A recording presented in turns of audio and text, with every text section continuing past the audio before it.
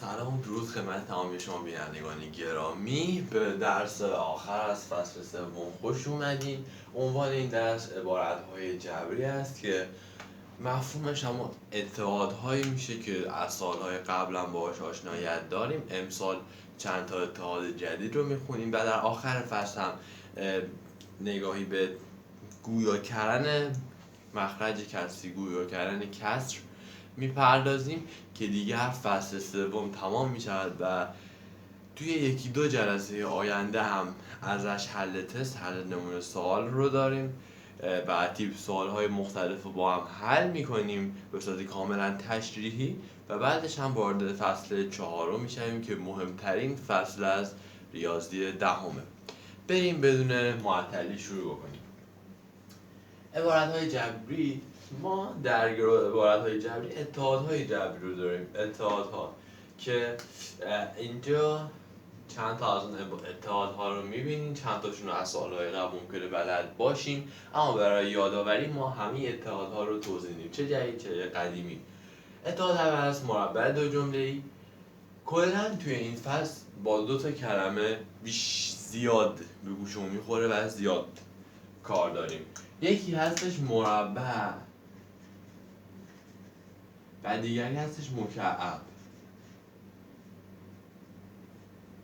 مربع از توان دو میاد، یعنی وقتی میگیم مربع یک چیزی منظورمون توان دوه. اون چیز رو، اون هرچی که اسمش هست رو به توان دو میرسونیم، میگیم مربع اون چیز. x2 مساوی از مربع x.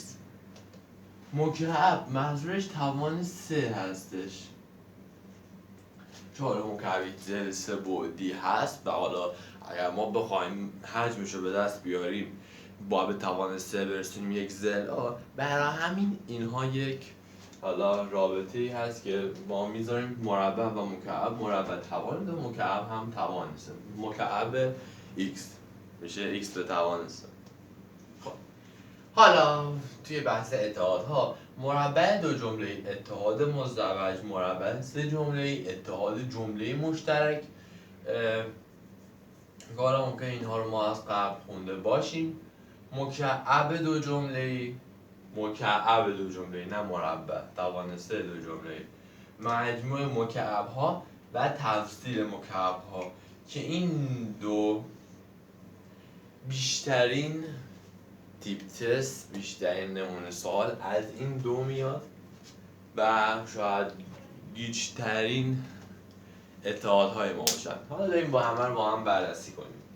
مربع دو جمله ای، اگر ما دو تا نماد در نظر بگیریم، سه تا در هست، A، B و C. اینها نمادن، عددن به مفهوم و ما میخوایم باهاشون کار کنیم. برای مثلا مربع دو جمله نمیگیم که بگیم یک به علاوه دو حالا به توان دوش برسونیم، وقتی یک رو به توان دو برسونیم، دو رو به توان دو برسونیم، دیگه واقعا چیزه.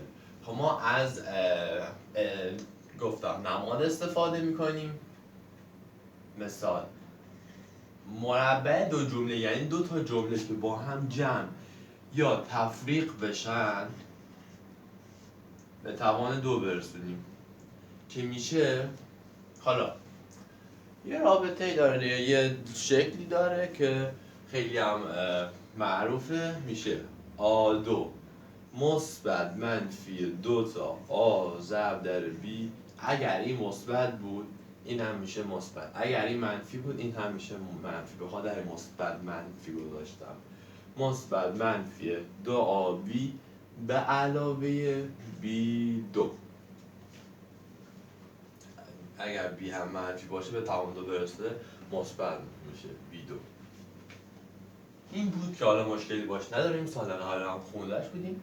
اما اتحاد مزدوج که باز خیلی کاربرد داره، حتی جدا از ریاضی، حتی توی فیزیک هم توی بعضی از مسائل ما کمک می‌کنه، مخصوصا فصل 3. حالا بهتره، ما مفهوم فیزیک نیست. اتحاد مزدوج یعنی اگر ما داشته باشیم یه A منهای B، داشتیم دیگه نمادن، ضرب در A به علاوه B حالا بکنیم، اینو میگن اتحاد مزدوج. که حالا به چه شکل در میاد؟ اولی به توان دو منهای دومی به توان دو. خیلی این گفتارشون رو یاد بگیم سر جلسه یا سر کنکور خیلی راحت تریم. اولی به توان دو منهای دومی به توان دو. اولی به توان دو منهای یا مثبت دو برابر اولی در دومی به علاوه دومی به توان دو.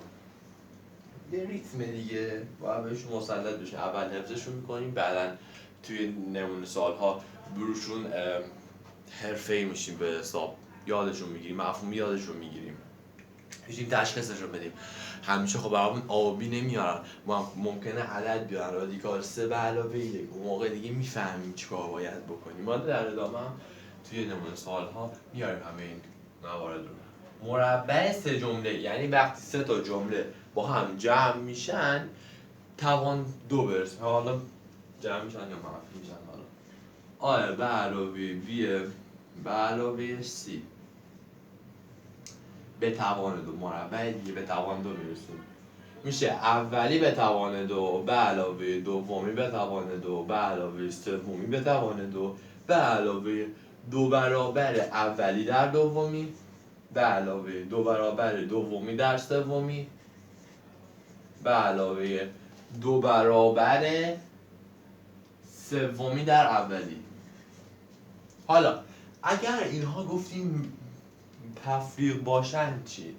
ببینید اگر تفریق باشن، مثلا آ منهای بی منهای سی، آن موقع آ دو بلای بی دو بلای سی دو یکیه، تغییری نمی کنن، چون به توان دو منفی هم باشه باز به توان دو میرسه مثبت میشه. اما توی بحث این دو بی سی دو سی آ اینها منفی میشن اگر اینها منفی باشن. خب من بعدی‌ها رو با قرمز می‌نویسم چون حالا امسال خوندیشون بعد جدیدن یه مرز بینشون باشه. البته نه این هم ما پارسال اینو با ملچین می‌نویسم، بعد بقیه رو با قرمز می‌نویسم. مشخص‌تر اتحاد جمله مشترک. ببین اتحاد جمله مشترک موقعی به وجود میاد که ما 3 تا جمله مختلف داریم، 3 تا جمله مختلف داریم و توی 2 تا پرانتز این تعریف میشه، توی 2 تا پرانتز دوتایی. خب و توی 2 تا پرانتز دوتایی یکی از مجهول‌ها، یکی از متغیرها بگیم بهتره، یکی از متغیرها ثابته یعنی یکیشون آه تو هر 2 تا و دیگری تغییر میکنه. به این صورت 2 تا پرانتز گفتم داریم دیگه داره تموم میشه. خب آ به عنوان مثال تو هر دوتاشون مشترکه، به علاوه یه سهم بی به علاوه یه سهم سی، به علاوه یه سهم بی به علاوه یه سهم سی که مساوی میشه با آدو که اولش هست به علاوه بی به علاوه سی در آ. این هم خیلی مهمه و توی چه این فصل بعدی مخصوصا خیلی ازش استفاده میکنیم. آ به علاوه بی در آ به علاوه سی میشه 2 برابر اولی جمع اونایی که با هم مختلفن، اونایی که با هم تشابه ندارن مثل بی و سی در آ در مشترکمون به علاوه ضرب بی و سی، بی ضرب در سی که حالا اگر هم منفی و مثلا گفت منفی بی کل منفی بی رو به صورت یه عدد فرض میکنیم. میام گرفتین چی گفتن گفتن کل منفی رو بی، مثلا اون به جای بی اومد منفی دی، کل منفی رو دی رو به صورت یک عدد یه دونه جمله فرض میکنیم و مثل همین باهاش رفتار میکنیم ولی به جای مثلا بی منفی دی رو جایگذاری میکنیم که حالا مثبت یا منفی در میاد. مکعب دو جمله ای که حالا گفتم بقیه با قرمز می‌نویسم که مشخص تر باشه. مکعب دو جمله یعنی یک 2 تا جمله با هم جمع یا تفریق باشن به توان 3 میرسن که میشه آ به علاوه بی، حالا به علاوه یا منهای بی به توان 3 که میشه آسه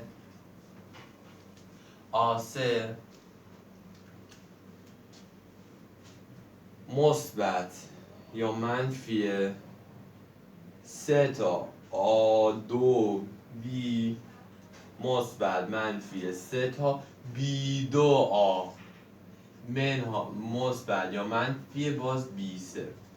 وقتی توان 3 داره حتما ما یه A3 و یه B3 داریم. حالا چیکار می‌کنیم؟ و چون که منفی B رو به توان 3 برسونیم منفی هم پشتش میمونه. منفی به توان 3 همون منفی میشه. توان‌های فرد گفتیم همون منفی میشه. حالا اینا نتیجه گیری‌هایی هستن که ما توی حل تست، حل نمونه سوال، کار کردن روی ریاضی، خوندن ریاضی میتونیم به این نتایج دست بیاریم. چیزهایی نیست ما اگر بخوایم اینا رو بگیم میلیاردها ما این نتیجه گیری‌ها داریم که اینا رو باید خودمون درک کنیم، خودمون پیدا کنیم، نه کسی بیاد بهمون بگه. خب بگذاریم. حالا اولین گفتیم به توان 3 مثبت منفی گفتیم اگر منفی باشه بینشون منفی ها رو میذاریم، اگر مثبت باشه بینشون مثبت ها مد نظر گرفته میشن در A2 به علاوه 23 و الی آخر.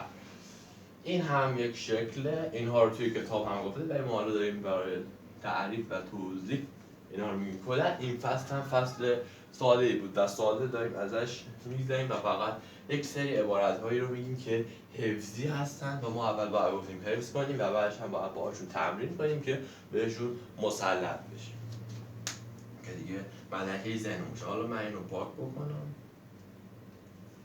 مجموع مکعب ها یعنی چی؟ یعنی دو تا عبارت به توان 3، دو تا جمله به توان 3 داریم که اینها رو معنی با هم جمع کردیم مجموعشونه به این صورته. مثلا A3 نماد گفتیم میذاریم که به علاوه B3 اینو ما میخوایم تجزیهش کنیم. چیکار میکنیم؟ این حالا تو برنامه بذاریم فرق نمیکنه. میایم میگیم A به علاوه B مساوی بذاریم بهتر، مساوی A به علاوه B در اولی به توان 2 منهای ضرب دوتا به علاوه دومی به توان 2 مجموع مکعب ها. حالا اسمهای دیگر هم این داره چون معروفه بعد اما مجموع مکعب ها بگیم خیلی قشنگ‌تر و شیک‌تره و همه تو استفاده میشه. A3 به علاوه B3 میشه A به علاوه B بدون توان 3 هاشون ضرب در A2 منهای AB به علاوه B2. تمام شد. بعدی A3 تفضیل منهاست A3 منهای B3. چیکار میکنیم؟ میشه A منهای B مثبت بود، مثبت گذاشتیم بینشون منفی میذاریم. حالا یه فرق دیگه هم داره. A منهای B در A2 به علاوه AB. اینجا منها بود مثبت بود بینشون شد منها ولی اینجا مثبت میشه مثبت AB به علاوه B2. یکی هم تنها جایی که فرق میکنن این مثبت اینجاست که خیلی مهمه و خیلی از اشتباهاتمون سر همینه و این منفی هم که اینجا وجود داره. این هم بود بحث اتحادها که ما باید همه اتحادها رو بهشون مسلط باشیم، کار کردن باشون رو بلد باشیم و مخصوصا این که ممکنه جای این دوتا رو عوض کنه و به صورت تقسیم یا ضرب بیانشون کنه که حالا توی تیپ تست ها حتما میایم و حد اکثر تستام و 90% تستام در مورد همین اتحادها هستن چون قبلش خیلی دیگه میگفت ریشه چهارم اینا زیاد مفهومی برای تست زدن ندارن. حالا میاریم ولی زیاد نیست. تمرکزمون سر اینها هستن که سال دیگر که فصل دیگر هم باشون کار داریم. یه مخرج گویا کردن مخرج کسر هم بگیم که دیگه تموم بشیم. گویا کردن مخرج به چه شکله؟ ببینید ببینید ما بعضی وقتا مخرجمون گنگه، یعنی مثلا رادیکال اعدادی که مربع کامل ندارن یا مکعب کامل ندارن، نه چی میکنن گنگه اون رادیکال، یا حالا محدما هم معمولا حالا رادیکال میگن و چیزا دیگه هم میتونه باشه. چطوری میایم عمل میکنیم؟ به عنوان مثال داریم دو دیگه، اینجا مثال میگیم روی مثال حل میکنیم. 2 تقسیم بر رادیکال 3. ما میخوایم این رو ما گویا بکنیم. چیکارش میکنیم؟ میایم این عبارت رو ضرب در رادیکال 3 رادیکال 3 میکنیم. یک میشه دیگه. یک هم ضرب در هر چی بکنیم هیچ تأثیری نداره، اما یک رو بازش کردیم. میشود 2 ضرب در رادیکال 3 تقسیم بر رادیکال 3 به توان 2. همین رادیکال 3 به توان 2 میشود 2 رادیکال 3 به توان 2 میشود 3. به همین صورت. حالا اگر فرجه سوم بود بر فرض این فرجه سوم بوده، ما ضرب در اون فرجه سوم میکنیم ولی به توان 2 کاری میکنیم. این در اصل بهتون بگم توی گویا کردن مخرج کسر کاری میکنیم که فرجه با توان ساده بشه. همین که بدونید کافیه. کاری میکنیم فرجه با توان ساده بشه و یه عبارت یاد بدید. صورت هنوز گویا نیست، صورت گویا ممکنه نشه، ولی مخرجمون گویا باید باشه. مخرجمون گویا بشه کلا فهمش هم برای خودمون راحت تره. و حالا ما میتونیم اینها هم استفاده کنیم. من حالا یه مثال از این براتون میزنم. جا هم ندارم، حالا ایبی نداره. رادیکال 3 فرجه سوم به علاوه 1 در مخرجه، یه حالا 2 هم بالاست، مساوی میشه با چیکارش میکنیم؟ ضرب در از این استفاده میکنیم. این شکل همینه. با ما میایم یه همچین عبارتی رو درونش ضرب میکنیم. ضرب در چی؟ رادیکال 3 به توان 2 فرجه سومش منهای رادیکال فرجه سوم 3 به علاوه 1. همین هم توی صورت هم می نویسیم دیگه، چون گفتیم ضرب در 1 میکنیم. 3 2 منهای رادیکال 3 به علاوه حالا یکم پایین ممکنه برخط بشن، بزرگواری خودتون ببخشید. 2 در صورت ضرب میشه و مخرج هم این دوتا در هم ضرب میشن و همچین شکل همچین شکلی میگیرن که میشه رادیکال فرجه سوم 3 به توان 3 به علاوه 1 به توان 3 تقسیم در این مخرج بود و در صورت هم 2 ضرب در این عبارت میشه. حالا جا من ندارم نمیتونم بنویسمش که مخرج مساوی در میاد با 3 به علاوه 1 که میشه 4. و حالا 4 هم میتونیم با 2 سادش کنیم که توی صورت بود. به همین راحتی ما یه همچین چیزی رو تبدیلش کردیم به 4 مخرج و این میگن گویا کردن مخرج. خب درس امروز هم تمام شد. اینها بودن از اتحادهامون که مهم بودن و باید بلدشون باشین و این گویا کردن مخرج هم گفتیم و حالا کم جامون کم بود و به بزرگواری خودتون ببخشید. خیلی ممنون که ویدیو رو تماشا کردید. مثل همیشه لایک، کامنت، سابسکرایب یادتون نره که باز حامی ما میشید و انگیزه به ما میدین که برای ویدیوهای بعدی قوی‌تر ظاهر بشه.